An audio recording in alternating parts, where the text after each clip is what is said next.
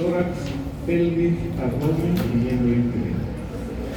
No, ya los horarios ya lo tienen, la forma como se califica igual. Vamos a empezar con el tórax. El tórax está situado, ¿no?, entre el cuello, en la parte superior, y las vísceras abdominales que están por debajo del diafragma. Ahora, para examinar a un paciente necesitamos líneas de referencia, ¿no? Las líneas de referencia son líneas imaginarias que están en la cara anterior de la pared torácica, en la parte lateral y en la parte posterior, en la región dorsal. En la parte anterior tenemos la línea esternal media que pasa por el plano sagital. Tenemos la línea media clavicular. Cogemos a la clavícula, buscamos el punto medio y trazamos una línea vertical, perpendicular al piso, paralela a la anterior. Construimos línea clavicular media del lado derecho, la línea clavicular media del lado izquierdo. Entonces, son tres líneas importantes que nos sirven de referencia para ubicar estructuras profundas, ¿no?, o para determinar el área cardíaca y las áreas pulmonares. Lateralmente tenemos tres líneas, ¿no?, que descienden desde la fosa axilar. Aquí tenemos el pliegue axilar anterior formado por el borde inferior del pectoral mayor, y por detrás hay otro pliegue, es el pliegue axilar posterior, borde inferior del redondo mayor. Y entre ambos está la fosa. Entonces cogemos este pliegue por el pliegue axilar anterior y trazamos la línea. Se llama la línea axilar anterior. Por detrás la línea axilar posterior, paralela a esta, y entre ambas una línea axilar media. Entonces lateralmente, ¿no?, aquí vamos a tener tres líneas de referencia. Y en la parte posterior tenemos tres líneas, la línea vertebral, ¿no?, o la línea media posterior. Luego tenemos las líneas escapulares. Las líneas escapulares tienen como referencia el borde medial de la escápula, ¿no?, bordes mediales de la escápula, y esto pasa por el plano sagital. Entonces tenemos tres líneas anteriores, tres líneas posteriores y tres líneas laterales como elemento de referencia.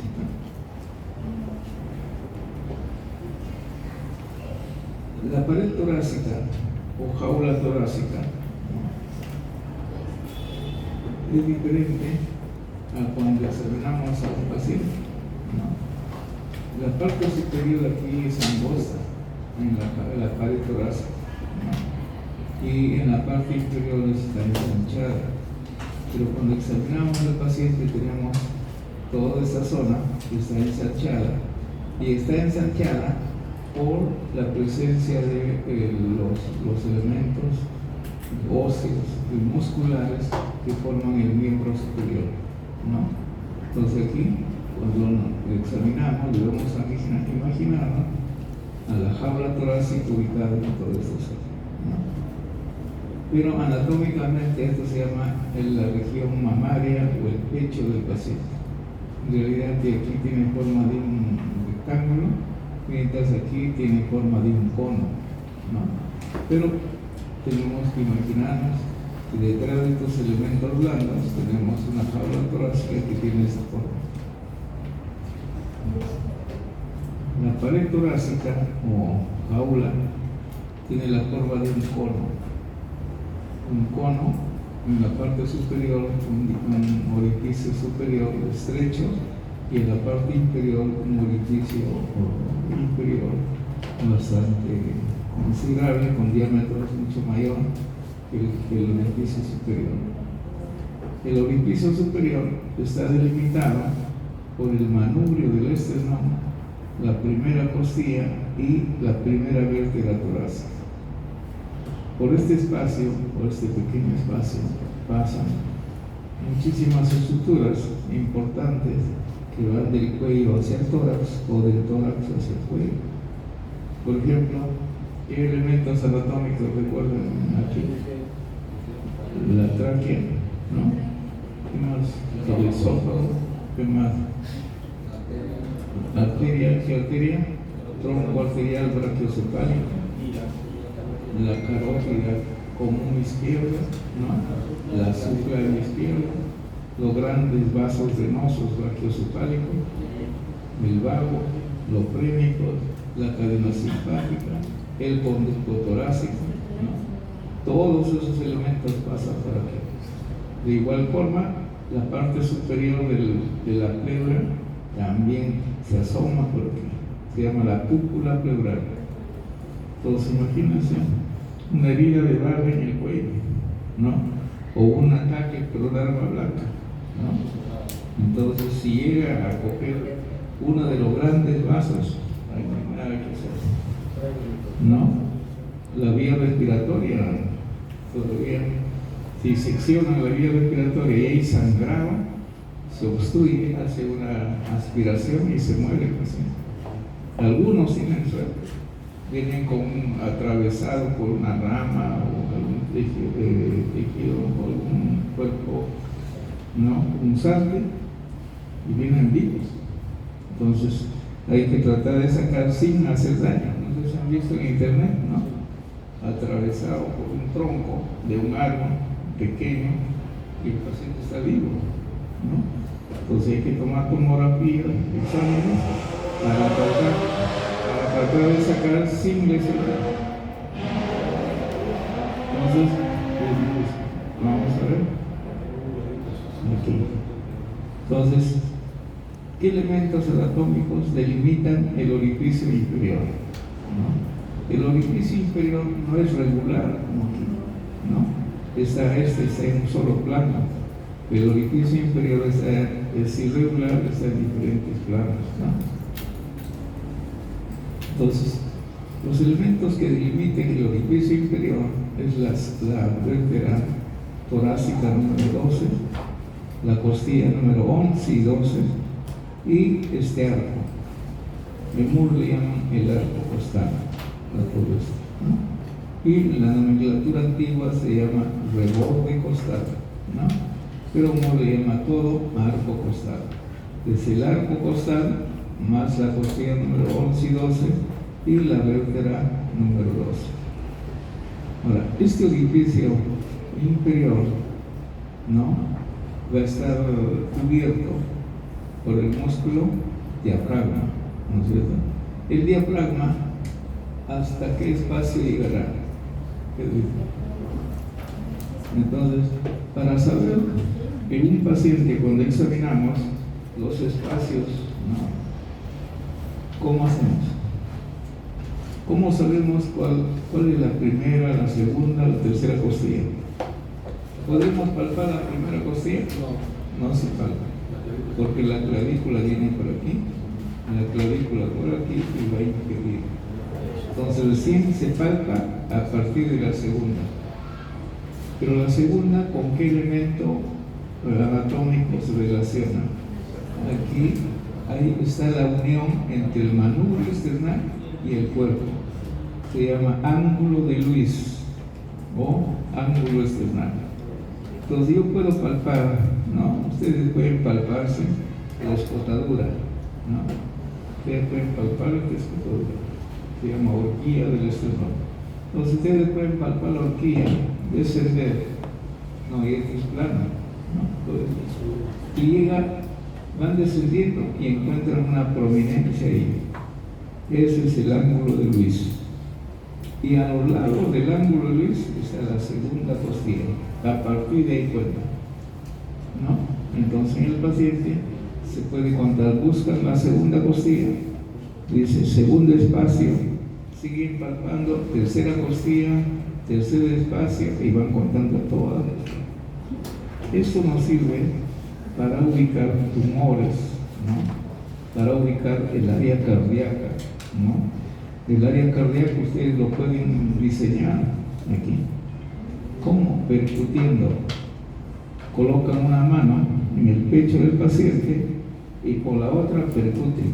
Con el dedo medio, como un martillo, van percutiendo sobre su mano. Y ustedes van escuchando y van percibiendo. Entonces, el sonido del pulmón es diferente al sonido del área cardíaca. El corazón es más sólido, en cambio el pulmón está lleno de aire. Y cuando golpean, el sonido es diferente, ¿no? Entonces ustedes pueden explorar espacio por espacio. Comienzan aquí, van percutiendo, donde cambia, un puntito. Vienen por detrás. Hay un cambio, otro punto, ¿no? Tanto del lado izquierdo como del lado. Y al final van a determinar el área del corazón, ¿no? ¿Y para qué quiero saber el área cardíaca? Si es un paciente de edad, de problemas, dolor precordial, dolor del pecho, ustedes pueden delimitar si ese paciente tiene una cardiomegalia, ¿no? Un crecimiento del corazón. Entonces, clínicamente, ¿no? Pueden ustedes explorar el tamaño del corazón, ¿no? Antes de usar pues tomografía, resonancia, nada de eso, ¿no? Total, cuando ven a zona de frontera durante sus serums, ahí no hay tomografía, todo es examen, nada más. Su experiencia, su conocimiento para su diagnóstico de los pacientes. Entonces, en pacientes delgados, ustedes pueden ver en el quinto espacio intercostal, aquí, entre el quinto espacio intercostal y la línea media clavicular, ahí van a ver un choque de punta. El ventrículo izquierdo golpea, ¿no? Y ustedes van a ver, a eso se llama choque de punta. Entonces, si le preguntan, el choque de punta, ¿en qué espacio intercostal? ¿Dónde se ubica anatómicamente? Entonces, usted dice, el choque de punta se ubica entre la línea media clavicular, ¿no? Y el quinto espacio. Entonces, ahí mira y va a haber un Gólgota. ¿Y quién es el que está dando esa pequeña prominencia? Es el ventrículo izquierdo. El ventrículo izquierdo golpea. Cuando ese choque de punta, el quinto espacio, lo ubican en la línea axilar anterior. O sea, está ido de la línea axilar media, perdón, de la línea clavicular media a la línea axilar. Significa que el corazón ha crecido.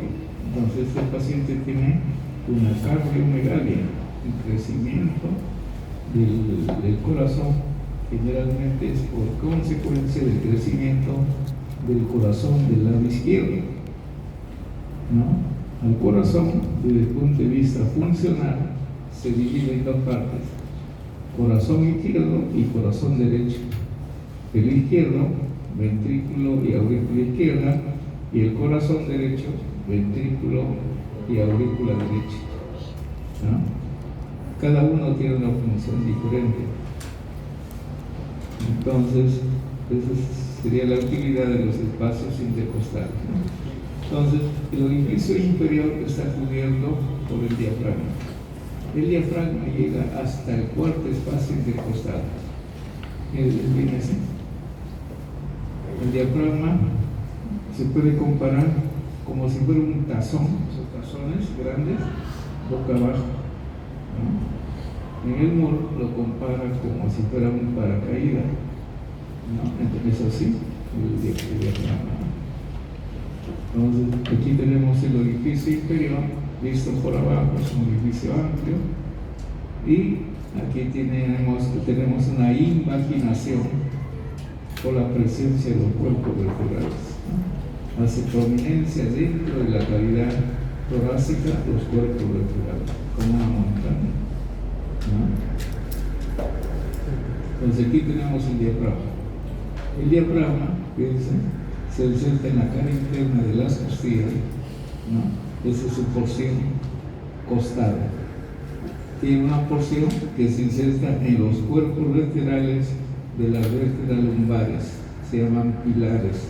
Tiene pilares principales y pilares secundarios. ¿En qué vértebras? En la primera, segunda y tercera vértebra lumbar, en los cuerpos vertebrales. Ahí se inserta la porción lumbar. La porción costal en la cara interna de las costillas. Y hay una pequeña porción de la porción external que se inserta en la cara profunda o cara interna del apéndice hipoides. Entonces, este músculo es este. Tiene su tendón, es central, y la porción carnosa es periférica. Esta porción central tendinosa se llama el centro prénico, y sobre este centro prénico ahí descansa el corazón. El corazón está ahí, descansando sobre el centro prénico. ¿Y qué encontramos por debajo del centro prénico? Al hígado. El lóbulo izquierdo del hígado está acá. Entonces el corazón, a través del diafragma, está sobre el hígado, sobre el lóbulo izquierdo del hígado, ¿no? Ahí se mantiene. Entonces, este músculo alcanza el cuarto espacio intercostal, ¿no? Entonces, ¿qué dice? La jaula torácica, la mitad superior de la jaula torácica, recibe a las vísceras torácicas, pulmones y corazón. La mitad inferior de todo el tórax, de la pared torácica, es más para el abdomen, para proteger las vísceras abdominales, ¿no? Uno siempre piensa que toda la pared torácica es para las vísceras torácicas, es solamente la mitad. El resto es para proteger a las vísceras abdominales, principalmente al hígado. ¿A quién más protege por aquí? Al vaso, por aquí, al estómago, detrás a los riñones y a las glándulas suprarrenales. Entonces es una jaula abdominal, ¿no? Para las vísceras abdominales, ¿no? Entonces cuando hacen liposucción, ¿no? ¿Qué pasa? El aparato de liposucción, la cánula, debe entrar paralela a la piel, por debajo de la piel. ¿Qué pasa si cambian de ángulo? Se mete dentro, perforan el hígado. El hígado está debajo del reborde costal. Creyendo que está en el plano, empiezan a suceder. Están perforando el hígado. Se va de alta el paciente y hay un sangrado, ¿no? Un sangrado lento, y al final el paciente termina falleciendo, ¿no? Entonces, hacer una liposucción así, ¿no? Yo siempre quise ser cirujano plástico, yo soy cirujano oncólogo de cabeza y cuello, pero aquí en el Perú no hay cirugía estética, eso está en Brasil, ¿no es cierto? Y siempre quise ir a ver, pero no pude. Hice un montón de cosas para ir, pero no pude. Pero yo ayudaba a los cirujanos plásticos, pero yo nunca me he atrevido a hacer una cirugía plástica independiente. Eso se llama intrusismo. Es el médico, no debe hacer eso, ¿no? Y menos pues alguien que, ¿cómo se llaman estos trabajadores? Bueno, entonces el peligro es grande, ¿no? Y la irresponsabilidad son vidas, ¿no?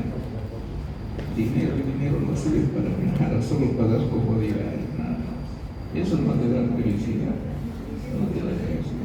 La felicidad es compartir con tu familia, con tus amigos, esa es la felicidad, ¿no? Así que ustedes, si vinieron a estudiar medicina por dinero,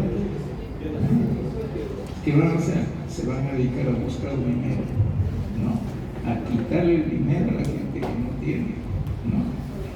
Entonces, a los que tienen, pues, ¿no? Pueden pagarle, pagan, ¿no? Entonces, la medicina es de servicio, ¿no? Bueno, entonces estos pacientes hacen, estos que se meten a hacer liposucción sin ser cirujano plástico, perforan las vísceras, perforan el intestino, perforan al hígado, perforan al vaso, ¿no es cierto? Y el paciente fallece. Entonces aquí aquí tenemos, piensa, Moore lo compara como si fuera un paracaídas, ¿no? Al hígado, al diafragma, ¿no? Entonces, aquí arriba está el centro frénico. Y este centro frénico está en la parte más elevada, lateralmente tiene unas cúpulas, ¿no? La cúpula del lado derecho y la cúpula del lado izquierdo. La cúpula del lado derecho ligeramente más elevada por la presencia del hígado que está por debajo, ¿no? Y la cúpula izquierda es más baja. Ahora, ¿quién inerva al diafragma? ¿Quién va a inervar? Los frénicos, ¿no? ¿Y dónde está el nervio frénico? En el cuello, por delante del escaleno anterior. Entonces, cuando hacemos disección de cuello, cuando hay cáncer de tiroides con metástasis, tenemos que limpiar todos los ganglios y debemos cuidar al frénico, debemos mirarlo al frénico y ahí mantenerlo sin tocar. ¿Qué pasa si cortamos un frénico? Se paraliza la mitad del diafragma. ¿Y qué pasa si se paraliza la mitad? Las vísceras del abdomen, que están a presión positiva, empujan y el diafragma, ese diafragma sube, y le quita espacio al pulmón, ¿no es cierto? Entonces usted le toma una placa de pulmón, el diafragma está arriba, por encima del cuarto espacio, ¿no? Y ojalá que los campos, los pulmones estén bien y el paciente no tenga cavernas, si no entran en insuficiencia respiratoria, ¿no? Hay que tener cuidado. Cada cirugía, ustedes tienen que entrar sabiendo la anatomía. Y si no saben, van al anfiteatro, piden revisar los cadáveres, ¿no? Y entrar a operar, ¿no? No a aprender, no en el camino a aprender, ¿no? Entonces, la anatomía es importante para el cirujano. Ahora, una pregunta. ¿El diafragma durante la inspiración desciende o asciende? El colega dice desciende. ¿Qué dice? Cuando toman el aire. ¿Qué pasa con el diafragma? ¿Desciende o asciende? Desciende. El diafragma desciende, ¿no es cierto? ¿Por qué? Porque el diámetro vertical tiene que incrementarse. Y los diámetros transversales también se tienen que ensanchar, ¿no es cierto?, para que los pulmones tengan espacio. Entonces, el diafragma funciona, ¿saben como qué? Como el émbolo. ¿Conocen el émbolo de la jeringa? La máquina es un émbolo gigante que aspira, ¿no? Desciende y la presión intratorácica va a ser negativa y va a jalar al aire que está afuera. Es como si estuvieran cargando líquido en una jeringa, ¿no? Pero con un émbolo de ese tamaño. Este es un músculo potente. Es el principal músculo de la respiración. No estoy diciendo de la inspiración, de toda la respiración. Pero es un músculo inspirador, ¿no? Es un músculo de la inspiración. El que maneja la respiración es el diafragma. Entonces el diafragma, al descender, jala el aire, ¿no? Y luego se cansa y ya no necesita y se relaja. ¿Y qué pasa ahí? Los músculos de la pared abdominal que se insertan en la parte inferior de la jaula torácica jalan la parrilla costal hacia abajo. Entonces todo esto que se ha ensanchado cae. Y el músculo que está relajado, esos dos elementos hacen que el aire que estaba alojado dentro del pulmón tiene que salir. Después de nuevo, el principal músculo del diafragma se contrae y aspira. Todo el tiempo pasa eso, ¿no es cierto? Hay músculos importantes a nivel del cuello, ¿no es cierto?, como el esternocleidomastoideo, los escalenos, que se encargan de elevar las costillas, ¿no? Son músculos accesorios de la inspiración. Los de arriba son inspiradores, los de aquí abajo son músculos que participan en la expiración. Aquí se hizo una resección de parte de los arcos costales para ver aquí al centro clénico. Esto se llama centro clénico o centro tendinoso. Pero aquí dice de la cúpula del lado derecho, esta es la parte más elevada. Y en esta cúpula, en el centro clénico, vamos a tener un orificio. El orificio para la vena cava, ¿para qué vena cava? Para la vena cava inferior. Se llama hendidura de la vena cava inferior. ¿Cuántos orificios tendrá la aorta? La aorta, ¿no? El diafragma. Tiene 3 orificios. Uno para la cava inferior, el otro para la aorta, y el otro para el esófago. Entonces, el diafragma no tiene 3 orificios. Se llama, pueden decir orificio o foramen o hendidura, cualquiera de los 3 nombres. Entonces aquí dice foramen para la cava, habrá un foramen para la aorta y un foramen para el esófago. Ahora, estarán en un mismo plano, ¿no? Están en diferente plano. El orificio de la cava, si lo proyectamos a la columna vertebral, está a nivel de T8. El orificio del esófago, T10 más abajo. Y el orificio aórtico a nivel de T12. De 2 en 2, ¿no? Entonces este es el centro craneal. Sobre esto descansa el corazón. Y si el corazón está aquí, la cava va a su contenido venoso, va de frente al corazón, va atravesando este orificio. Entonces, esta es una vista inferior del diafragma. Podemos ver aquí, este es el fascículo external o porción external. Se inserta en la cara profunda del proceso cifoideo. Pequeño fascículo external. Fíjense, todo esto es el fascículo costal. Todo esto es el fascículo costal.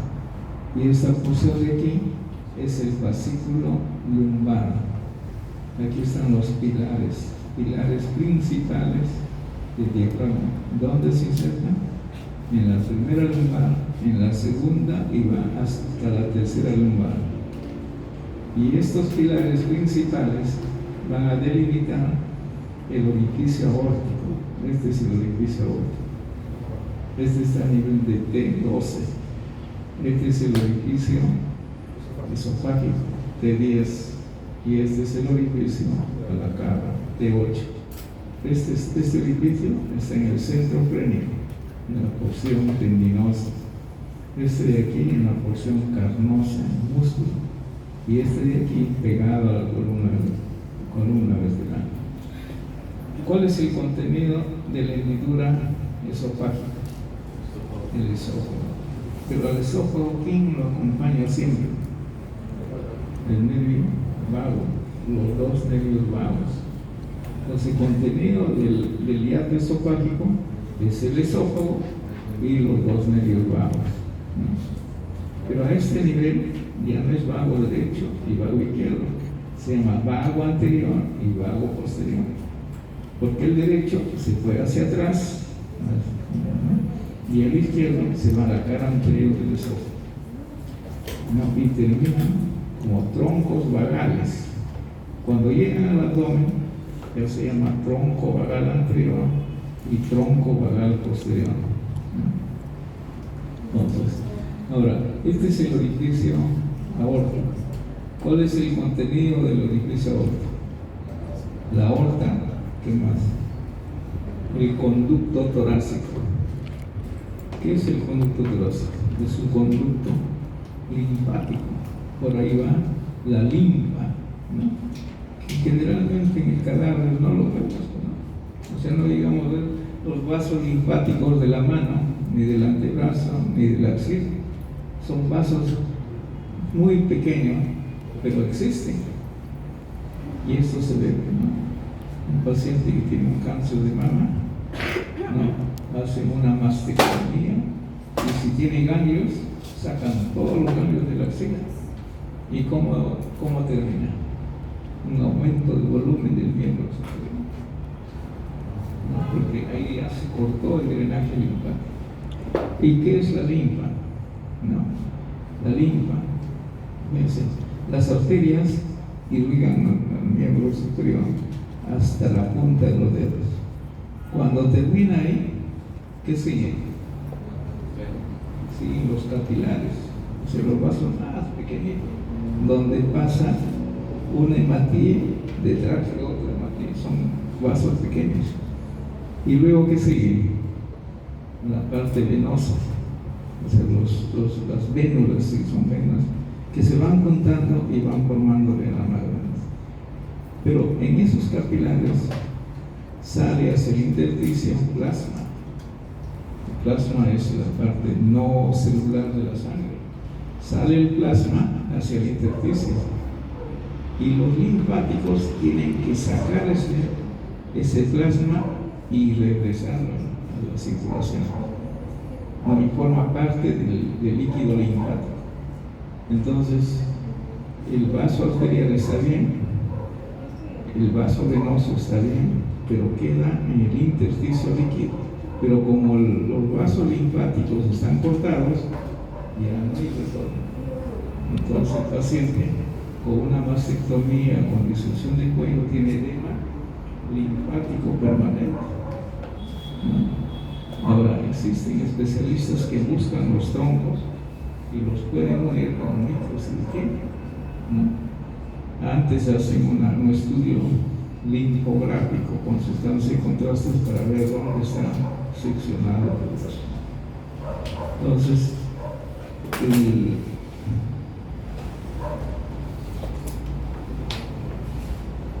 la linfa, ahora, el tronco, el conducto torácico que acompaña a la aorta a través de este líquido, ¿de dónde trae linfa? El conducto torácico trae linfa de los miembros inferiores, de ambos miembros inferiores, de la pelvis, del abdomen, de todas las vísceras abdominales, del hemitórax izquierdo, del hemicuello izquierdo, de la hemicabeza izquierda, del miembro superior izquierdo, el conducto torácico. Si el paciente tiene un cáncer de ovario y aparece un ganglio en la región supraclavicular izquierda, hay que sospechar que es un ganglio metastásico del ovario o del útero, ¿no? Porque drena, el conducto torácico drena en el lado izquierdo. Su equivalente se llama gran vena linfática en el lado derecho. Pero la gran vena linfática solo trae linfa del hemitórax derecho, del miembro superior derecho, del hemicuello y la hemicabeza derecha. Entonces, si yo encuentro un ganglio supraclavicular derecho, es positivo para cáncer, yo no puedo pensar que sea un tumor de ovario ni de útero, porque ahí no va, por ahí no va. Eso va hacia el lado izquierdo. O un cáncer gástrico que da metástasis aquí, es probablemente, si ya tiene diagnóstico de cáncer gástrico, esta es una metástasis de cáncer, ¿no? ¿Y quién drena? ¿O quién atraviesa? ¿Con quién atraviesa la vena cava? La vena cava inferior, ramas del medio prénico pasan con la vena cava inferior. Aquí vamos a ver aquí un concepto, el mediastino. ¿Qué es el mediastino? El mediastino es un espacio. El mediastino es un espacio entre los pulmones. Tenemos el pulmón derecho, el pulmón izquierdo. El espacio delimitado por esos dos pulmones se llama mediastino. Todo el espacio. Ahora, ¿cuál es el contenido del mediastino? El corazón, con su pericardio, con su saco pericárdico y los grandes vasos. ¿A quién le llamamos grandes vasos? A la vena cava superior, al callado aórtico, la carótida común izquierda, la subclavia y el tronco venoso brachiocefálico. Y los troncos venosos y el tronco arterial brachiocefálico, tronco arterial brachiocefálico y los troncos venosos. Todos estos son los grandes vasos. Entonces me piden, ¿cuáles son los límites del mediastino? Hacia abajo, el diafragma, es el límite inferior. Hacia arriba, el orificio superior del tórax. Lateralmente, la cara interna de los pulmones. En la parte anterior, ¿quién sería? El esternón. Y en la parte posterior, la columna vertebral, pero la parte que corresponde a la región torácica. Esos son los límites del mediastino. Entonces aquí, en un corte transversal y una pieza cadavérica, ¿no? Vamos a encontrar aquí, este es un corte axial. Adelante tenemos el esternón, aquí atrás la columna vertebral, lateralmente la cara medial de los pulmones, ¿no? Entonces ahí tenemos los límites del mediastino. Aquí no vemos el diafragma y el orificio por el corte.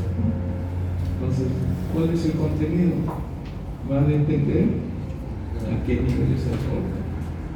Sea un corte arriba, es el mediastino superior, ahí solamente encuentro grandes vasos. Sea un corte más bajo, puedo operar corazón. Entonces va a depender. O sea, el espacio mediastínico va a ir variando a medida que sean los cortes. O sea, no es un espacio constante, ¿no? Existe, pero va cambiando de acuerdo al corte que se va haciendo. Aquí podemos observar la pleura visceral del pulmón, la pleura parietal por aquí. Este es el espacio pleural. Aquí tenemos el espacio pleural. Vamos a dar luego de una tomografía. Podemos ver. Aquí está el esternón. Aquí la columna vertebral. Aquí están los campos pulmonares. Una tomografía, ¿cómo se ve? De arriba hacia abajo o de abajo hacia arriba. La tomografía es como si estuviera en el techo. Y ustedes van mirando esto como si estuvieran mirando en el techo. No, por eso este es del lado. ¿De qué lado es el derecho? Y este es del lado izquierdo. Imagínense esto aquí en el techo. Lado derecho, lado izquierdo. Porque el corazón, ¿hacia dónde va? Hacia el lado izquierdo. Tras una línea aquí, el corazón está más en el lado. Entonces, este es pulmón izquierdo, o campo pulmonar derecho. Y el mediastino sería todo este espacio. Todo este espacio mediastino. Y va a ir cambiando de acuerdo al corte, de acuerdo al nivel. Aquí, estos son cortes anatómicos de un preso que donó su cuerpo antes de que lo ejecuten en Estados Unidos, ¿no? Donó su cuerpo. Lo ejecutaron y empezaron a hacer los cortes. Y obtuvieron imágenes, ¿no? Antes de aplicarle hormonas. Este es su color natural, ¿no? Y existen en internet los especialistas, pero no publican todos los cortes, algunos cortes, ¿no? Son cortes reales en su posición anatómica, ¿no? Sin uso de ningún elemento de notación, en el cual podemos ver el mediastino, por ejemplo. Aquí está el mediastino. Aquí debe ser el mediastino superior, porque aquí no vemos el corazón. Pero aquí veremos la tráquea. Nunca se olviden de la imagen de la tráquea. Véanse la tráquea. Primero es un arco y atrás es recto, porque este es cartílago y aquí hay músculo. Y el esófago está detrás.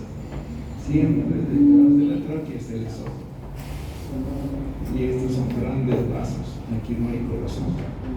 Entonces, límites, esternón, columna, cara medial de los pulmones, ese es el mediastino. Pero si hacemos cortes más bajos, vamos a encontrar el corazón. Y aquí la pleura parietal está unido a la pleura visceral. Aquí no hay espacio. No hay un espacio, pero es un espacio virtual. Es como cuando ustedes colocan dos láminas de vidrio, colocan unas gotas de líquido cerrosos, ¿no? Y ustedes lo pueden separar, no se puede separar solo cuando lo utilizan. Y eso es el mecanismo mediante el cual la pleura parietal está unida a la pleura visceral. Pero si el paciente tiene una herida por un puñal, el espacio se hace real, o sea, las dos pleuras se separan, pero el pulmón se colapsa, ya no puede expandirse, ¿no? Se llama colapso pulmonar porque ingresó aire a la cavidad pleural, que es un espacio de presión negativa. Entonces, miren aquí ya tenemos el callado aórtico, ¿no? Está la tráquea, el callado aórtico, ¿no? Vasos venosos, ahí, ¿no? Ahí tenemos el corazón, ¿no? Entonces este es un corte más bajo, ¿no? Donde ya podemos ver el corazón. Aquí ya no hay tráquea, ya no hay tráquea porque la tráquea se dividió aquí en bronquios, pero sí podemos ver el esófago, redondito, pequeño. Este será, ¿qué ventrículo será esta? El lado izquierdo, y este es el ventrículo derecho. El ventrículo derecho es una cavidad que maneja volumen, por eso es más grande, ¿no? En cambio, el ventrículo izquierdo, eso es su masa muscular, es una cavidad que maneja presiones. Presión alta para enviar la sangre hasta el dedo gordo, ¿no? En cambio, el ventrículo derecho solo envía a los pulmones. Y esta es la aurícula izquierda. Todo esto es la aurícula izquierda, más grande que la aurícula, o más posterior, ¿no? Que la aurícula derecha. Entonces, ¿cuáles son los planos anatómicos de la pared torácica? Cuando uno opera, primero que encuentra piel, luego tejido celular subcutáneo, grasa, y dentro de la grasa, ¿a quién encontramos? A la glándula mamaria. O sea, la glándula mamaria está dentro del tejido graso, no está en ese plano, ¿no? Atravieso este plano, encuentro músculos de la cara anterolateral, se está moviendo por los dedos. El tórax se estudia por su cara anterior y lateral, ¿no? Puede ser músculos de la cara anterior con sus cubiertas, con sus aponeurosis, con sus fascias, ¿no? Luego entramos a un plano más profundo donde encontramos los músculos intercostales, ¿no? Y está uniendo a la jaula torácica, en el mismo plano que la parte ósea, ¿no? Y luego ya llegamos a la cavidad torácica, ¿no? Al espacio, ¿no? Ahora, ¿qué función tiene la jaula torácica? La jaula se llama jaula torácica o pared torácica. ¿Cuál es la función? De protección a vísceras del tórax, corazón y pulmones, y a las vísceras del abdomen. ¿Qué más? Dice, la jaula torácica resiste las presiones negativas. No sé, ¿pueden entender eso? ¿Cómo es que resiste las presiones negativas? Imagínense el diafragma, que es un émbolo, ¿no? Succiona. Y si la estructura de la pared ósea no es suficientemente fuerte, ¿qué va a pasar? Se va a deprimir ¿no es cierto? Entonces tiene que resistir esa presión, ¿no? Entonces resiste las presiones negativas, ¿no? Las que genera el retroceso elástico del óculo humano y los movimientos de la inspiración, ¿no? También sirve como un elemento de inserción para músculos del miembro superior, para músculos del tronco, del abdomen, del cuello, de la región dorsal y para músculos de la respiración. Inserción, resistir a las presiones negativas y proteger las vísceras. Entonces dice, el tórax es una de las regiones más dinámicas del cuerpo. Cuando duermen, el miembro superior, ¿cómo está? Está durmiendo. Los miembros inferiores, superiores, inferiores también. La cabeza también duerme, el cuello. ¿El tórax duerme? No duerme el tórax. Nunca va a dormir. Todo el tiempo está ventilando, ¿no es cierto? El corazón igual. Entonces dice, las vísceras torácicas es la zona más dinámica. Nunca reposa. Si reposa se muere, ¿no? Un paro cardíaco, un paro respiratorio y se terminó, ¿no? Entonces son estructuras que deben estar diseñadas para durar 70 años, 80 años. Entonces tenemos la jaula torácica o caja torácica, ¿no? Está formado por manubrio external, por cuerpo, por el apéndice hipoides y lateralmente por las costillas. Cada costilla tiene una porción cartilaginosa y tiene una porción ósea.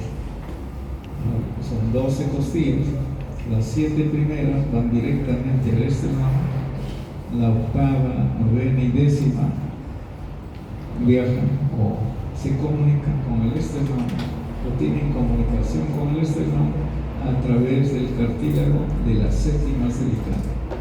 No, la octava, novena y décima son costillas. Después vienen la 11 y la 12, que son las flotantes, no tienen comunicación con ninguna costilla, pero siempre tienen una porción cartilaginosa. Todas las costillas tienen porción cartilaginosa. La 11 y 12 termina en una punta de cartílago, no termina en un hueso, si no dañaría las estructuras blandas que están. Todos tienen cartílago en su porción distal. Entonces aquí tenemos el ángulo de Luis, ¿no? El ángulo de Luis está entre el manubrio del esternón o manco, se llama manco o manubrio, y el cuerpo del esternón, ¿no? Es el ángulo de Luis. Cuando ustedes hagan el internado, les van a decir, ¿no? Haga punción ósea. ¿Y dónde hacemos la punción ósea? ¿Y para qué hacemos la punción ósea? Para sacar sangre de la fábrica. ¿Dónde se produce la sangre? En la médula ósea. ¿Y de qué médula ósea? De los huesos esponjosos. Aquí. Entonces de ahí tienen que entrar con una aguja gruesa, en un troca, van girando. Primero colocan anestesia y van girando. El trocas tiene un tope, no van a poder avanzar sino perforan a los grandes vasos que están aquí. Y antes hacían con aguja, ¿no? El médico tenía esas agujas rosadas, el número 18. El médico tenía que poner un tope con su dedo ahí. Y hasta ahí nomás debe llegar. Si cogía muy atrás, atravesaba el esternón, perfora grandes vasos, sangre y se muere. ¿Y dónde van a terminar? Enteros, gordos o santanones. Entonces, aquí hacemos punción ósea, ¿no? Hacemos punción ósea. Pero ahora hay toques, un tope, ¿no? Que jala la sangre y estudian los elementos, la serie roja, blanca y los plaquetas. también sirve para hacer cultivos. Pueden sacar sangre y lo cultivan en placas o caldo de cultivo. Entonces, este es el ángulo de luz. Aquí estaría la segunda costilla. Ahora, las costillas en general tienen una cabeza, un cuello, una tuberosidad costal y un cuerpo. Casi toda la costilla, a excepción de las dos últimas. La 11 y 12 solo tienen cabeza y cuerpo. Cabeza y cuerpo. Todas las demás costillas tienen cabeza, cuello, tuberosidad y cuerpo. Ahora, dentro de este grupo, ¿qué diferencias hay? Aparte del tamaño, la primera costilla tiene cara superior y cara inferior, como la clavícula. En cambio, las demás costillas tienen cara interna y cara externa. Este está en otro plano. Cara superior, borde interno, borde externo. En cambio, las demás, cara interna y cara externa. Y el borde superior y borde inferior. Esa es la diferencia entre las 10 primeras costillas. Todas tienen tuberosidad costal. Entonces, si hacemos un corte de la costilla, aquí una sección, su borde inferior es afilado, ustedes pasan el dedo por el borde inferior, es bien afilado, bien agudo. El borde superior es más redondeado. Y hacia la cara interna, hay un canal, se llama canal subcostal. Y por ese canal subcostal pasa el paquete vascular nervioso subcostal o intercostal. ¿Dónde encontramos al paquete vascular nervioso intercostal? Cerca al borde inferior, aquí. Entonces, cuando el paciente tiene un derrame pleural, un derrame líquido en cavidad pleural, y no le permite respirar, el paciente lo ve en la cama, está sentado y está jalando el aire, su pulmón está colapsado porque tiene litros de sangre líquido en cavidad pleural. Ustedes tienen que hacer, se llama toracocentesis. Entran con un troca y con una jeringa empiezan a jalar. Generalmente son pacientes con tuberculosis o con cáncer de pulmón. Se llena rápido. Entonces, ese procedimiento se llama toracocentesis. Hay que entrar con una aguja, pero por el borde superior, no por el borde inferior, porque pueden lesionar a la arteria, al nervio o a la vena. Entonces, la toracocentesis se hace cerca al borde superior. Aquí se deja unos milímetros y ahí se hace. Previamente han tenido que tomar una radiografía de tórax o una tomografía para ver a qué nivel está el derrame,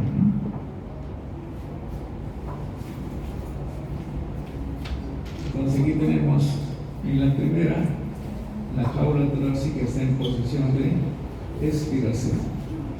Las costillas descienden durante la expiración. ¿Y quiénes lo traccionan? Los músculos de la pared abdominal.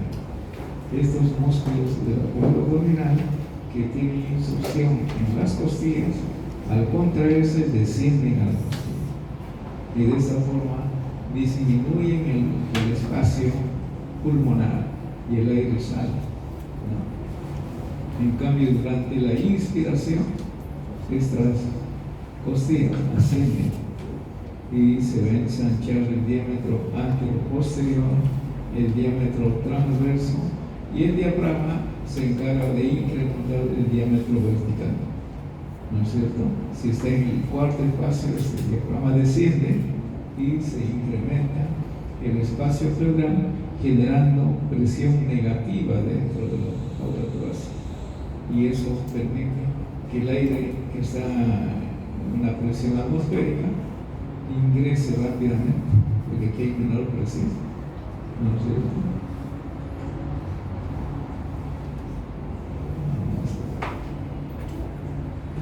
Aquí. ¿Cuáles son los músculos de la inspiración? Tenemos aquí los que están en el cuello, ¿no? Tenemos al esternocleidomastoideo, ¿no? Que va a elevar al esternón y a la clavícula, los músculos escalenos que elevan a la primera y segunda costilla, ¿no? Los intercostales externos, los músculos que participan en la expiración, en la inspiración, y el principal es el diafragma. Todos estos músculos son músculos que participan en la inspiración. En el lado opuesto tenemos los músculos de la expiración. ¿Está bien con este o con el?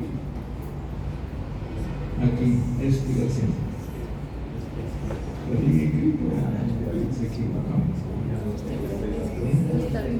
¿Con X qué significa? Se murió. El paciente expiró.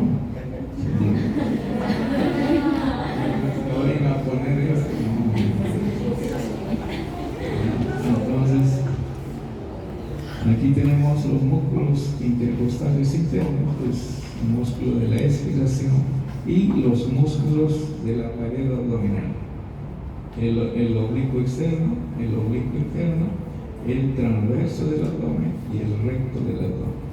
Son músculos potentes, son músculos grandes comparados con los músculos que vienen del cuello, con los inspiradores. ¿No?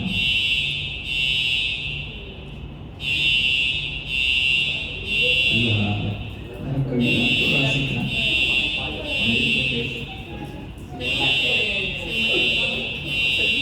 ¿Qué hacer?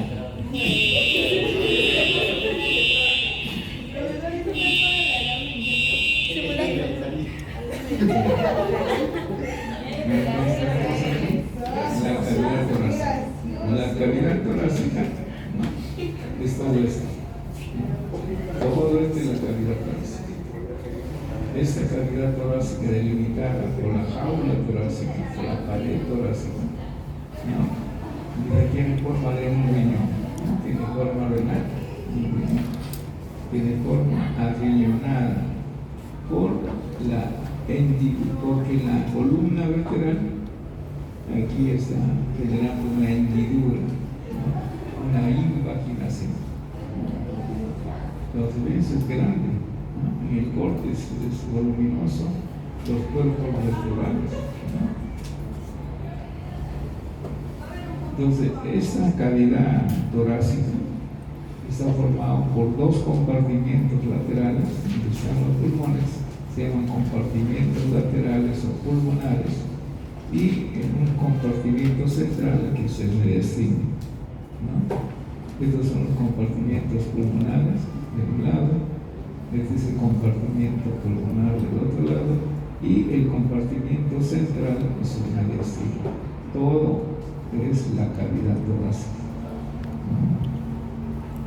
Entonces, aquí el contenido, pulmones y pleura, compartimiento lateral, y en el mediastino, el corazón, los grandes vasos, la tráquea, el esófago y estructuras más pequeñas, como nódulos linfáticos, el vago y el nervio premio. Nosotros con frecuencia entramos al mediastino porque los cánceres, ¿no? Van a ser mediastino, cáncer avanzado, o bocios gigantes, son tumores benignos que se meten al tórax. Entonces nosotros examinamos aquí, tomamos una tomografía y la mitad está dentro de los mediastinos y no hay forma de sacar porque el espacio, el orificio cervical siempre es pequeñito. ¿Cómo lo sacamos? No, y podemos lesionar los grandes vasos, un sangrado, ya no nos da tiempo para cortar el esternón o llamar al cirujano de tórax, ¿no? Entonces de frente llamamos al cirujano de tórax, él abre y ahí terminamos por completar la cirugía. Ahora, el mediastino, sus límites que hemos señalado adelante, el esternón, atrás la columna vertebral, lateralmente la parte interna de los pulmones. Hacia arriba, el orificio superior del tórax, hacia abajo, el diafragma. Ahora, este mediastino se divide en un mediastino superior y un mediastino inferior. ¿Quién divide al mediastino? El plano imaginario. Este plano imaginario. ¿Por dónde pasa? Por el ángulo de Luis. Y en la parte anterior. Y en la parte posterior, por el borde inferior de la cuarta vértebra torácica. A partir de este plano, hacia arriba es el mediastino superior. Y hacia abajo el mediastino inferior. Pero este mediastino inferior tiene tres partes. El mediastino posterior, pegado a la columna, pero por detrás del saco pericárdico.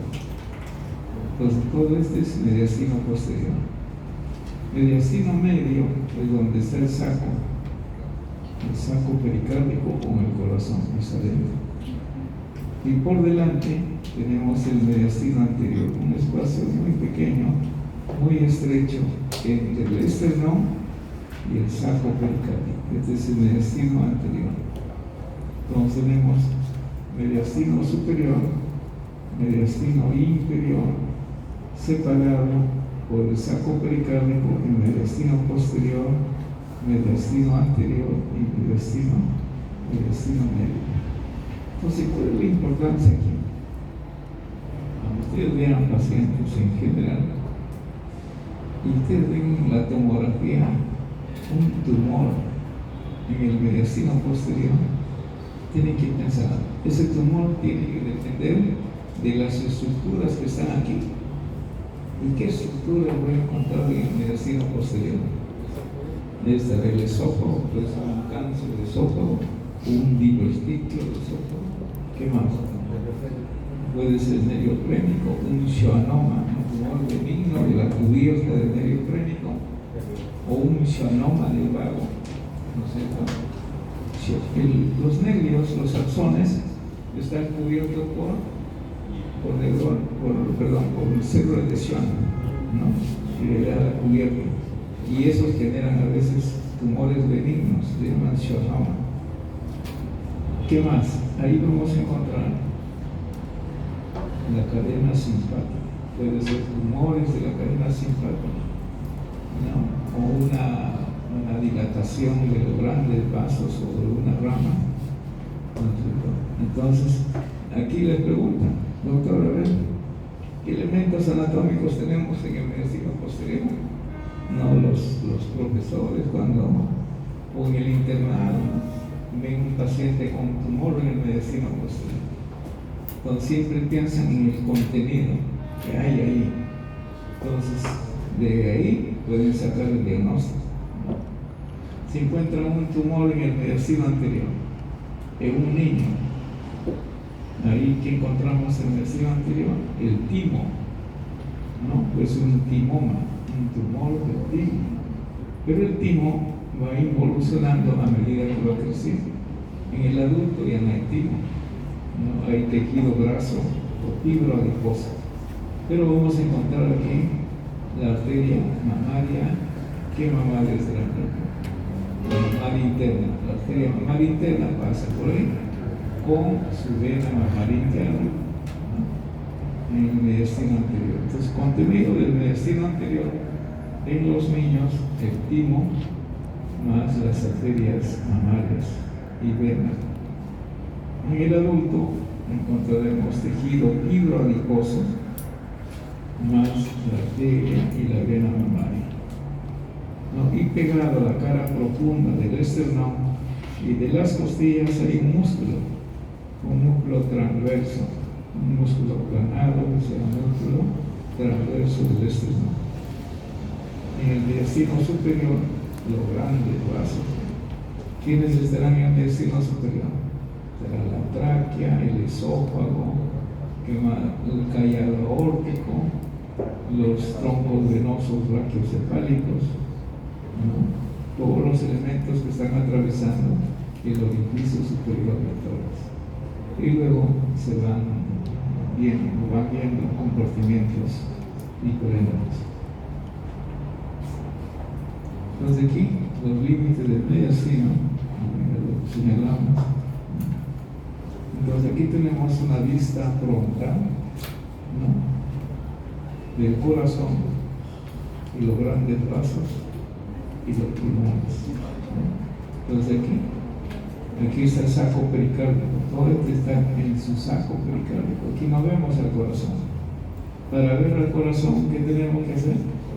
Cortar esto. Hacemos un corte aquí, y el corazón está dentro. El corazón tiene su propio compartimiento. El corazón está aislado del resto del tejido, y dentro de ese compartimiento, ahí es donde late todo el tiempo. Tiene su propio espacio, ¿no? Y eso se llama saco pericárdico. Y este saco pericárdico, ¿no?, envuelve a los grandes vasos. Aquí lo estamos viendo, ¿no?, y continúa con la cubierta de los grandes vasos. Ahí se pierde, ¿no? Hay una continuidad. Entonces, la raíz de los grandes vasos son estos.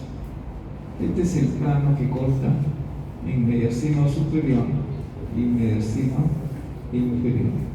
Este plano que pasa por T4.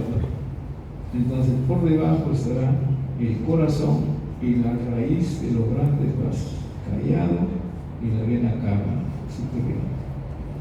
En cambio, todos estos elementos que están aquí ya son contenidos del mediastino superior. Ahí encontramos el resto del callado aórtico, la vena cava superior, los troncos venosos brachiocefálicos del lado derecho, del lado izquierdo, el tronco arterial brachiocefálico de este lado, del lado derecho, y la carótida común izquierda y la carótida sublade izquierda.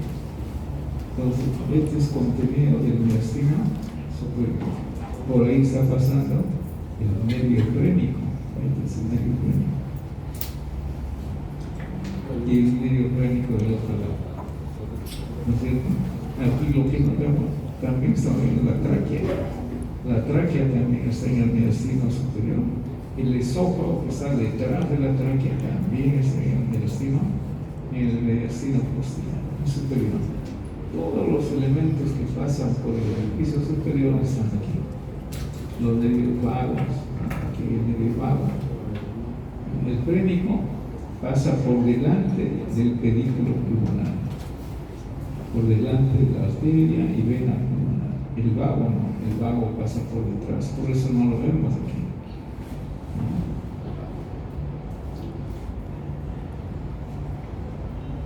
El contenido del mediastino superior. Todos estos elementos están dentro del mediastino superior. Entonces, imagínense, una lesión en el mediastino superior generalmente es mortal. Una herida de bala. Tenemos el mediastino superior, el mediastino medio, en el cual está incluido el nervio crénico. El nervio crénico pertenece al mediastino medio, aparte del corazón, el saco y los grandes vasos. Ahora, cuando el cirujano de tórax quiere operar el mediastino posterior, ¿cómo entra el mediastino posterior? ¿Cómo entra ahí? Al anestesiólogo le dice: colapsame un pulmón. El anestesiólogo puede colapsar. Dirige el tubo a un pulmón nada más y al otro le quita el aire y el pulmón se colapsa y ya tiene toda una cavidad para operar. Así como es, quedaría como una cavidad como es, con un muñón de pulmón acá, y el anestesiólogo está ingresando con oxígeno, hiperinsuflando al pulmón derecho, al pulmón izquierdo, si está en el pulmón derecho. Entonces el cirujano de tórax tiene el poder y opera, termina de operar y le dice insufle en el pulmón, un falón insufla, y terminó la cirugía. Se puede quitar el oxígeno o aire al pulmón, ¿no?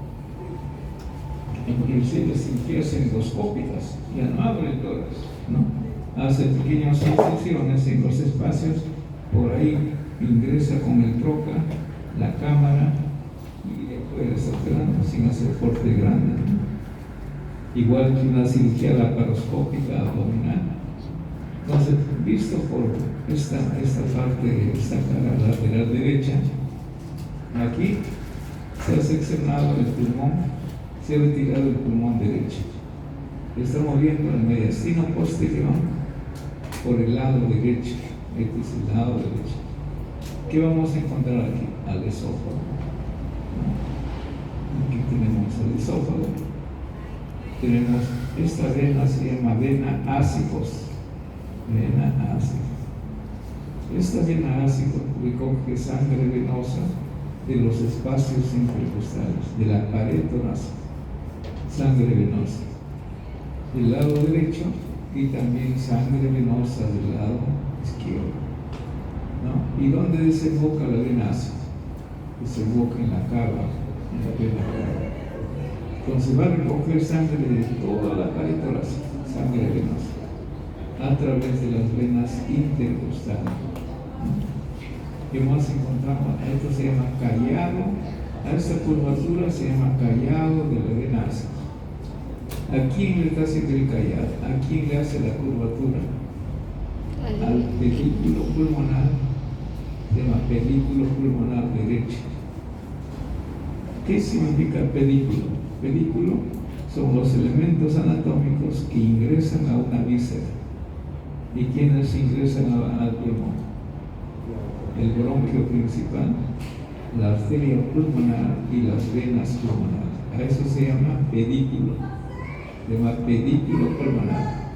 Entonces, ¿quién hace el callado al pedículo pulmonar del lado derecho? La vena ácida. Y en el lado izquierdo, la aorta, el callado aórtico. Aquí es el callado del ácido y en el lado izquierdo es el callado aórtico. ¿Qué más podemos observar aquí? La cadena simpática.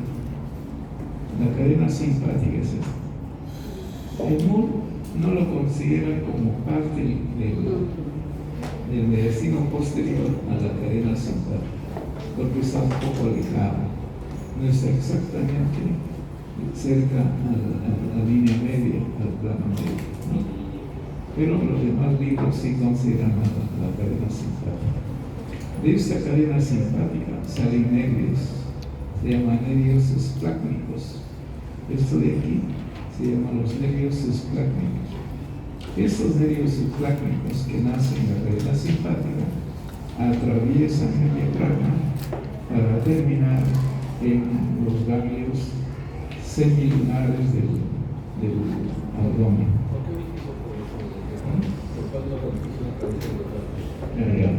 Ahora, ¿por qué orificios atraviesa? No usa ninguno de los orificios que hemos señalado. Pasa entre los músculos, entre las fibras musculares que están detrás, por ahí, por hendiduras, no bien estructuradas, son delgaditos, ¿no? Pero no pasa por ninguno de los orificios que hemos señalado. Ahora el mediastino posterior visto por el lado izquierdo, aquí en nuestra ácido, pero están venas pequeñas que se llaman hemiácidos, equivalentes al anterior, se llaman venas semiácido aquí y hemiácido accesorio en la parte superior, pero cumplen la misma función, recogen sangre de los espacios intercostales de la pared del tórax y finalmente estas venas semiácidos cruzan la línea media y terminan en la vena ácidos. En la vena que hemos visto en el lado opuesto, ahí van a terminar. Finalmente, la vena ácidos recoge sangre de toda la pared costal, de ambos lados, para drenar en la vena cava superior. Lo que tenemos aquí, las venas semiácidas. En este lado también está la cadena simpática. Aquí tenemos al medio vago, aquí está el medio vago, ¿no? en el medicino posterior. Lo que no vemos aquí es el conducto torácico. El conducto torácico está detrás de la aorta, ¿no? Tenemos que jalar la aorta hacia adelante para ver el conducto torácico, la vía linfática de mayor